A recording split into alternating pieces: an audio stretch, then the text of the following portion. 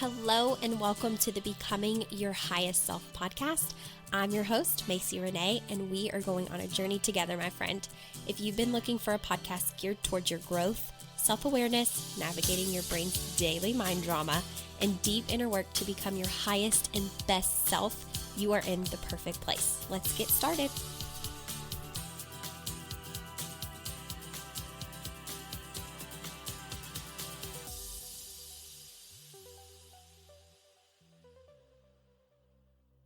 Good morning, my podcast friends of Becoming Your Highest Self podcast. I hope that you're doing amazing today. As always, we're now going to start the podcast with reading a review from the listeners. And RR Alanese 18, which I know exactly who this client is, and I am just now thinking I probably pronounce her last name wrong. She's probably cracking up. But the title of this review left on iTunes is Great Life Coach and Mentor.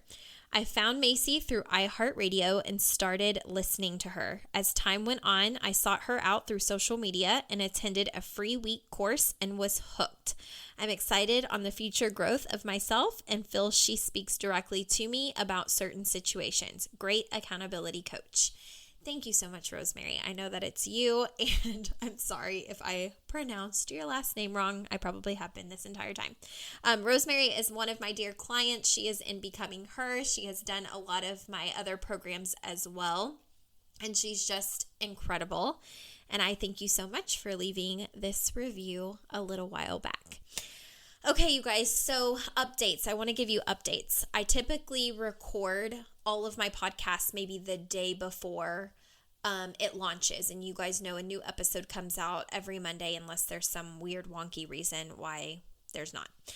And so with that being said, right now you're listening to an episode that was recorded way ahead of time. And the next few episodes will be that way because my life is cray-cray right now. And I am talking, there's a lot happening and a lot that I cannot yet talk about or share, but there's a lot happening. And I promise that whenever I can fill you in, I absolutely will. But I will tell you that we will also be out of town in the coming weeks by the time you hear one of these episodes. And we will be in Napa, California, celebrating my very first life coach, her wedding, because it finally gets to happen. Yay! COVID canceled it last year, and so it's super exciting. And there's just a lot going on. So I wanted to make sure that you all had content and that I wasn't too tired to show up, too exhausted from jet lag to make sure that you all were going to be able to have some consistency. So I'm recording ahead of time. With that being said, I'm looking at my calendar, and you all, as of listening to this episode, you'll be listening to it on the 17th. SACRAL, my 6-week course for embodying your feminine energy. Ladies, if you have been having a hard time stepping into your feminine energy, this is not wearing tutus, wearing pink, it's not maybe what you think of when you think of feminine energy. It's really about your ability to be nurtured, to enjoy intimacy, to have a very strong, balanced relationship with your partner, significant other, your husband, whoever it is, okay? Very, very big work, the sacral chakra. Your ability to be vulnerable, to allow others to help take care of you, to, not feel like you have to be the person carrying all the weight of getting things done, taking care of the kids, holding the house hold together.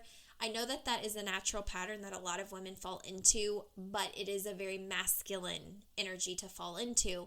And so if you've ever felt any kind of tension in your relationship, like I need more help and you're not helping me, or when you do help me, it's like not the way that I would do it. And so you're getting into arguments with them, or you just feel like you're drowning and your rope is very, very short and you're not having the patience that you want to have with your kids and you're exhausted and you're like, self-care, what's self-care? I never get self-care.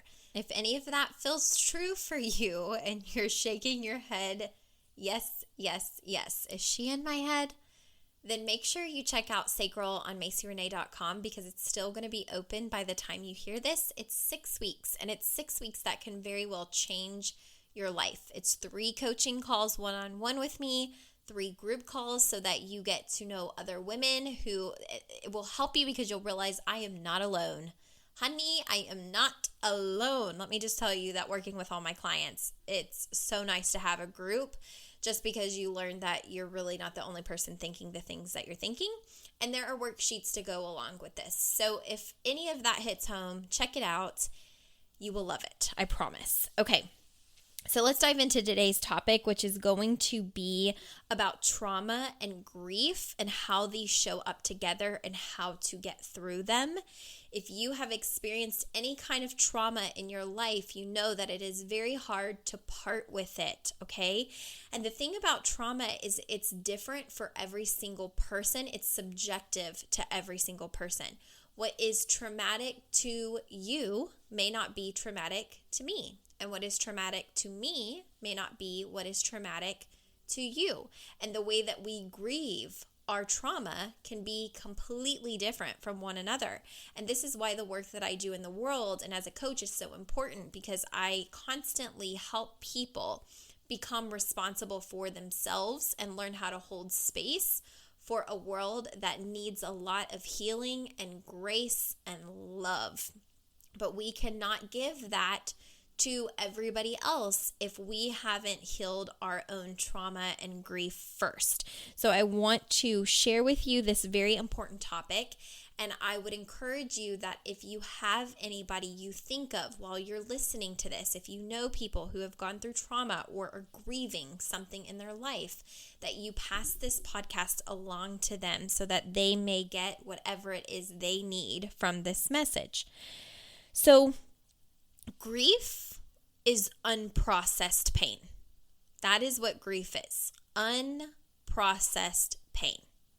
If you are grieving the loss of someone, if you're grieving an experience you've never had, if you're grieving something that feels extremely painful to think about, it is unprocessed pain. And trauma is when we leave a part of ourselves in the past. So we have an event that happens, a situation, an experience, and in that moment, it's like taking a Polaroid picture. You know how you take a Polaroid. Why can't I say that? Polaroid picture. And it's like leaving that remnant of yourself in the past, just like the way that a photo takes a photo of a moment. Trauma is very much the same way. So you leave a piece of yourself in that situation in the past. It imprints you. It marks you in some way. It becomes a long-term memory. Trauma is really about when your body has a visceral reaction, meaning that you feel such strong emotion, fear, anger, sadness, like name the negative emotion. It's so intense that your body essentially takes a snapshot and it comes with you in your pocket, just like a Polaroid picture. Okay. So with that being said, I want to talk about how you work with these two things. Okay. It's going to be very important because the thing about trauma is that whenever we don't face it, when we don't process it, and typically we don't want to because it's so painful to relive it. Think of like a super traumatic memory or super traumatic emotion or experience. And someone takes a picture of you in your worst moment and then they want to open the box of pictures and have you look through it. The last thing that you want is to go through the photos that remind you of the worst moment ever. You don't want to do it. It was traumatic to you. Like, for your body, it sent signals of this is not okay and I don't like this. I don't want to remember this. So the fact that I have a photo of it, I don't want to see the photo. I don't want to look at it. But what we don't experience or what we don't realize is that whenever we do not work through our trauma, we take all of those photos as if they're in like a little baggie or pouch with us. We take it into our present situations.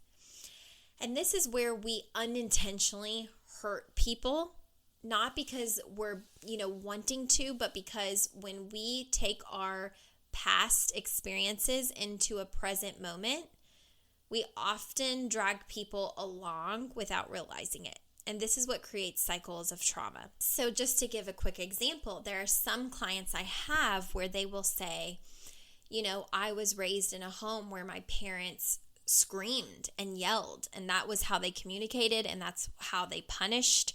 And it was super traumatic for me. But now the way that I handle my anger and my, expression with my own family is to scream and yell, because that's what was taught. That's what was normal. So even though it was traumatic, it's familiar, and that's what I do. And sometimes they're okay with it, and sometimes they're really not. They're like, I wish that I was more calm and cool and collected. But then there are other clients of mine that will say the same thing. I was raised in a traumatic household where I was constantly yelled at and screamed at, and everything that I did was wrong. And now I'm very gentle with my kids, and maybe sometimes too gentle to where they don't take me seriously. And so this is sometimes what happens whenever we're coming from past trauma, is we either continue the cycle and carry it on because it feels natural and normal, or we are very, very cautious about breaking the cycle, and sometimes to such an extreme that we can't really find a good and healthy balance. Or if we end up with a significant other or partner that's super different than us because of their trauma, then it creates some tension sometimes in maybe the way that we parent, or the way that we show up, or the way that we communicate with our friends or our family, etc., etc. Okay? So I want to tell you why grief is so important. Grief is the piece of us that allows to get the part we lost in trauma, the part that we left behind in trauma. Grief is what allows us to get that part back. It's an invitation for us to integrate. And when I say integrate, I mean really become one with ourselves again. Because if you think of trauma as, let's not use the picture example, but let's say you experience something extremely hard and it takes a chunk out of your body. So like literally you have holes in your body of all the things that were traumatic for you, completely subjective to you, okay? Some people can get in a car accident and literally get into a car hours later and drive on the highway again as if nothing happened because they've got work to do, or they have somewhere to be, or they have to pick up their kids. Other people could experience a car accident and never drive again. I know people who have done both. And it's, trauma is so subjective to the person and how they felt in their body and what they experienced in their mind, the emotions that they had, and how it really changes or alters them. And so if you imagine trauma as poking holes through us, right, where you can see right through us, integrating our trauma is bringing that piece that was missing back to make us whole. And so with grief being unprocessed pain, it's important to befriend grief. And it's important to know that grief is okay to experience. In fact, it's absolutely necessary in order to get through a lot of the traumas that we are carrying with us, okay, and bringing into our future or the present moment. And so that's what happens. We bring the past into the present moment, and then it's really hard for us to be present. Because if we have things that have gone wrong in the past, what's the first thing that we do? We try to avoid it in our future or in the present moment. And this is also what creates a lot of anxiety. So if you've had a bad experience in the past and you haven't healed it, your anxiety revs up to tell you we don't want that to happen again. We never want to experience that again. That felt so scary. That felt so bad. That felt, extremely excruciating. We don't want to do that again. Please don't let that happen again. And as you're having these thoughts of, not wanting to experience it again because you haven't healed the trauma, you live in a body full of anxiety, anticipating that it's going to happen again. And then that's where your energy goes as well. So grief and experiencing grief of the things that you've been through in the past is not a bad thing. It's not a bad thing at all. In fact, it's absolutely necessary. You have to ask yourself, what is it that I'm grieving? Am I grieving something I had that I feel like I've lost? Am I grieving a person? Am I grieving an experience? Am I grieving a thing? It's never bad to allow yourself to really feel through those emotions. And if you are feeling like that's going to bring up a lot that you will not know how to navigate in a healthy way, because mental health is so important, that can be something that you work through with a counselor, a psychologist, a psychiatrist, under the guidance of someone, okay? If you feel like you just want to explore those things and you feel in a good mental state, then that is whenever you may hire a coach for a different perspective, for seeing things in a different light, for being ready to take some more responsibility, right, of how you can kind of navigate and shift through it.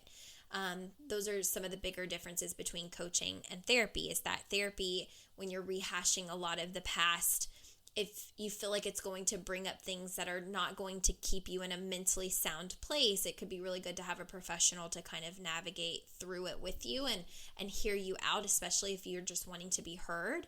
But if you're really ready to understand maybe why exactly everything's happening and what was going on in your brain and your mind and how it's showing up in the now and actually how to shift it and change out of it, then that's sometimes where coaching can be super beneficial. So you just kind of have to ask yourself where you're at. And then you can ask yourself as well, what would I need to do to honor the grief? So how can you honor the grief? So actually today I was putting together a box for the Goodwill, and it's been almost 2 years. In July, it'll be 2 years since my great-grandma, my Oma, passed away, who was my absolute best friend, and losing her has been one of the hardest experiences of my life. And sometimes I find that I don't even want to reminisce on the memories of her, not because I don't love her so deeply, but because my body anticipates feeling bad. And remember that when our body anticipates feeling a negative emotion or feeling a way that we did in the past that wasn't good, or it remembers any kind of trauma, it really pumps the brakes. And so you have to ask yourself, how can I just honor the grief? How can I hold space for myself? So today, as I was putting together a Goodwill box, I was going through some of the stuff that I had grabbed from my Oma's closet, which were a lot of her shoes. And in fact, a lot of them didn't even fit me. I made them fit like Cinderella or all the girls that wanted to be Cinderella. I was like shoving my foot into her tiny little shoes because I just couldn't part with them. I didn't want to let them go. I felt like letting them go even 2 years ago when she first passed away was like admitting that she wasn't here anymore. And it was just this weird, really weird thing. And so today when I was going through the closet again to make this donation, I really had to allow myself to fully experience the grief of taking the shoes that do not fit my feet and putting them into a box for someone else that maybe, that will never know her story, will never know who she is, will never appreciate them the way that I've appreciated them. And I kept a few pairs because I just could not part with them, the ones that I can remember her verbatim, like putting on her feet. But, I had to allow myself to honor my grief and my process and the time that it took. And I was frustrated with myself at times because I felt like I should be able to just throw it all away. I should be able to just get rid of it and not have any emotions. But, when I lost my Oma, that was very traumatic for me. And it was like, a moment in time being frozen, or like a hole being, punched out of my body. And, being left even into the news of losing her. And I haven't wanted to grab that piece back all the time and integrate it to my body because I haven't wanted to admit that that's real life, that I have to figure out how to go through the rest of my life without her here. And so sometimes it's like, if I just pretend that never happened, then maybe I can trick my brain into thinking that she's still just a drive away and I just haven't visited her in a while, so that it's just kind of crazy how all of us can experience trauma and grief so very differently, and the things that we need to honor for ourselves in order to fix it and heal it. And I'll tell you how the trauma of losing my grandma 2 years ago showed up even in my day to day. So my husband and I got married July 3rd of 2018, and my Oma, who's my best friend, passed away on July 3rd, 2019, exactly a year from the day that we got married. And I could not celebrate our 1-year anniversary. It was incredibly difficult for me. I couldn't even look at my husband, not because he did anything wrong, but because when I would look at him, all I could remember was this wedding day and my Oma being able to be there and thinking the world hates me and the universe hates me and why would this happen on our wedding day? And I just had a really hard time coming to terms with it. And it took me a lot of allowing myself to grieve and allowing myself to cry and a lot of, self-coaching, honestly, to get to a place where I was able to even see a different perspective. Like on the day we celebrated our love and union, my Oma got to return home to her husband, my Opa, who had passed away just 2 years before her. And so that helped me kind of heal that piece. But even the following year, so 2020, I still couldn't quite celebrate our anniversary. Like I know that, and I think my husband had a hard time even telling me happy anniversary because both of us were carrying the weight of such a huge loss. And this year I want to be very intentional about allowing myself to grieve in any moment that I need to grieve, just like I have been for even the last 2 years, more intentionally, or almost 2 years, and to be able to really fully experience and be present with my husband on our wedding anniversary and not feel like I have left a piece of myself in the past. And that's really a big piece of feeling into the grief and feeling into the trauma and holding space for your process. So another question you can say is there anything I've left unsaid? Is there anything that I've left unexpressed? What things can I own in this, or what things do I not need to own in my trauma? Where am I finding myself feeling resistance? What can I witness within myself? What can I welcome in order to process all of this? And that's been a huge piece of my healing process for my Oma, is just allowing myself to feel all the emotions when they come up, and really even recognizing when I feel emotions coming up and I have this immediate reaction to shove it all back down because I don't want to cry, or I don't want to feel it, or I don't want to admit that, if I cry, it makes it real that she's gone. But by not processing it, I keep bringing it into the present moment, especially around July 3rd, when it's our wedding anniversary, so the year that she passed away that day, I could not even utter the words happy anniversary or celebrate it in any way. The year after that, which was last year, it was a little bit easier, but I think this year, especially, I will actually be able to celebrate and not feel the exact same tug that I felt 2 years ago when that happened. And so we have to really be mindful of what things we're carrying from our past. And that's just a little example. That's an example of loss.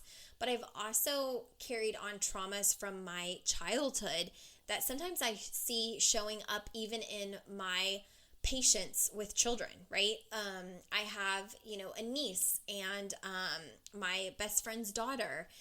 And sometimes whenever they ask to play, I have found myself feeling frustrated that they're not playing on their own. And when I'm very mindful of why do I feel this emotion coming up when they're simply asking to play, I've been able to recognize that it's because of my trauma of the times where I wanted someone to play with me and I didn't have that because that wasn't available to me as often as I wanted it to be.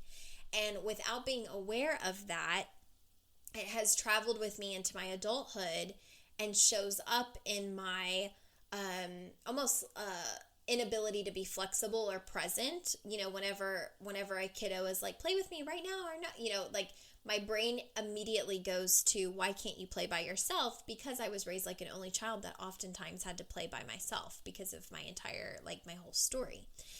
So we will bring things with us from our past into our future that doesn't always serve us or our family or our friends or our relationship or our children when we haven't made peace with the trauma and the grief. So again, remember, trauma is a piece where we leave a part of ourselves in the past, and grief is unprocessed pain.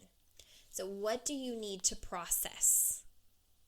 And how can you integrate the piece that you left behind in that trauma? And again, if you feel like it's going to take you into a dark place, then I highly encourage that you do that with someone who is a licensed professional, like a counselor, a therapist, a psychiatrist. But if you feel like, I have carried this with me, I see it showing up in my life, I'm ready to let it go, I'm ready to make peace with it, I just don't quite know the steps, but I am ready to heal it and move on and understand why I've even done this in the first place, and you feel like you're in a pretty good place, that is a wonderful time to work through it through coaching. And it's a big piece of the work that I do with my clients, is helping them understand a lot of their stuff so that they can truly move forward and make peace with it and create lasting change. So I hope that you enjoyed this episode, and I will see you guys again next Monday. Bye.